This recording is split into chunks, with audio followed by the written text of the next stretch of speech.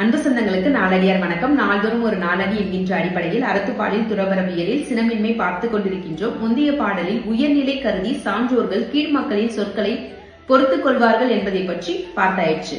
அதனைத் தொடர்ந்து இந்த பாடலில் எதை கூறப்போகிறார்கள் என்று பார்க்கலாம். பகைவராய் நின்று பகைமை கொண்டு எதிர்த்து தாக்குபவரை எதிர்த்து தாக்காமல் இருப்பது முடியாமல் என்று அறிவுடையார்கள் எடுத்துக் கொள்வார்களா என்று கேட்டால் இல்லை. மற்றவர்கள் துன்பம் தரும் பொழுது தாமும் அவர்களுக்கு துன்பம் தராமல் இருப்பது பெருந்தன்மை என்று எடுத்துக்கொள்வார்களாம் சான்றோர்கள். இப்பொழுது நாம் பார்க்க வேண்டிய பாடல் எண் 67.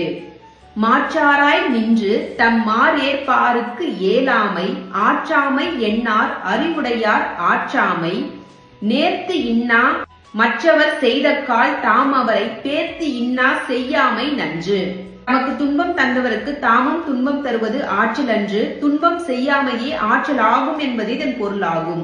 நாளை சந்திப்போம். நன்றி, வணக்கம்.